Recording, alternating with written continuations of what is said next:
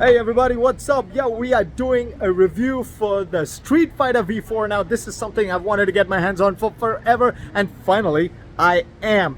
So, check out this riding review from Bike Crew UAE.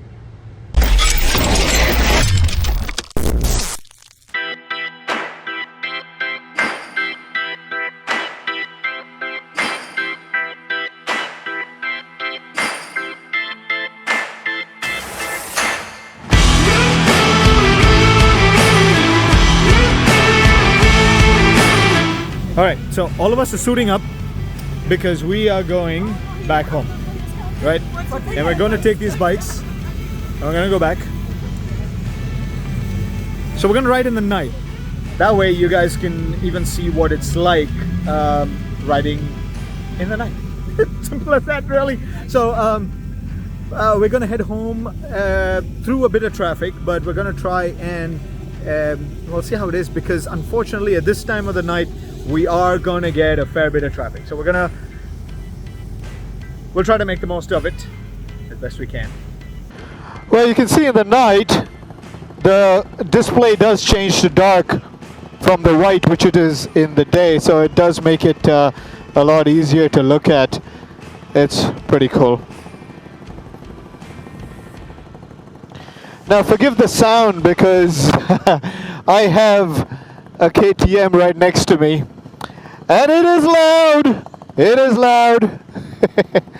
Beautifully loud though.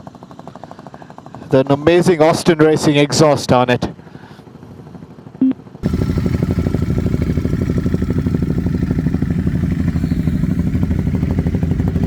Now this bike does heat up in traffic. We were at a few signals.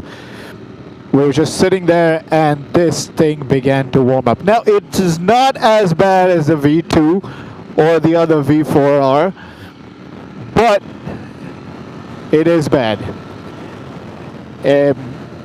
Let's put it this way. It's worse than a Japanese bike, which doesn't heat up as bad, but it is much, much better than the V4R or the V2. Does that make sense? I think that's a fair comparison, because I could feel the heat in my thighs, just not as bad as the others usually were.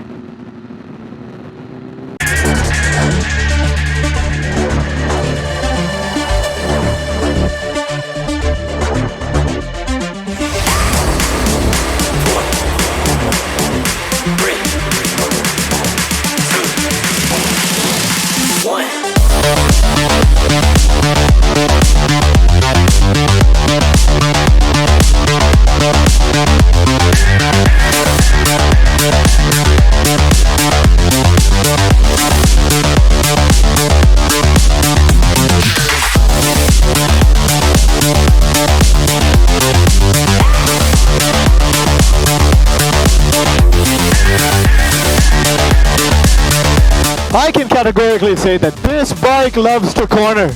Oh man, I just took a lovely left-hander and this bike stuck to the road like glue.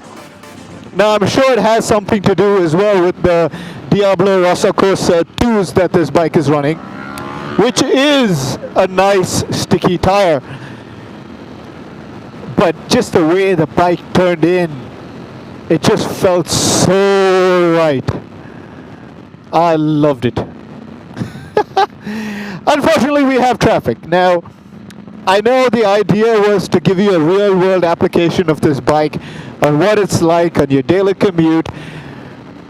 And so far, I have to say, it is a really good bike to do a daily ride. Now, I know some people are going to be asking, well, why do you need a V4? What is the point of all that power if you're going to be stuck in traffic all day? Trust me, folks, there is going to be a point where there will be just a little bit of an open road, a little bit of space, and the moment you touch that throttle, this thing is going to go for that horizon. Now, even under hard acceleration, I can tell you that the wings do create so much of downforce that it does keep that front end very firmly planted. It does keep that front end very firmly planted on the road. I'm sure the electronics have a fair bunch to do with it as well.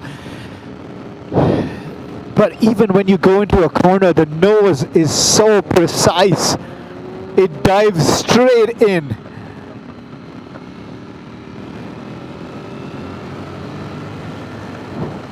And that V4. I have missed riding a V4 so much.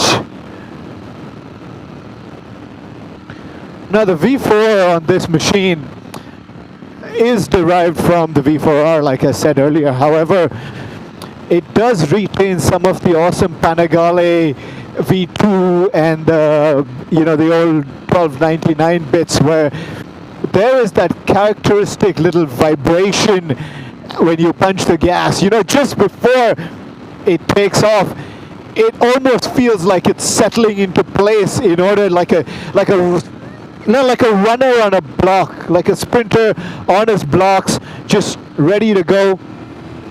It's it's an amazing piece of kit.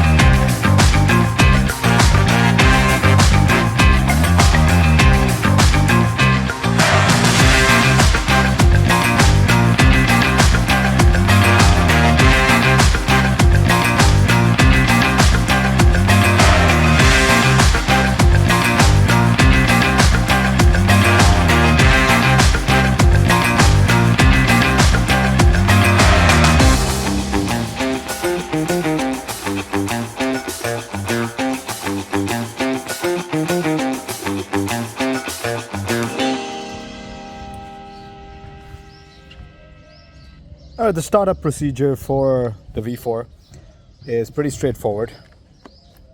Twist, that comes on. Alright, daylight mode. That goes up, and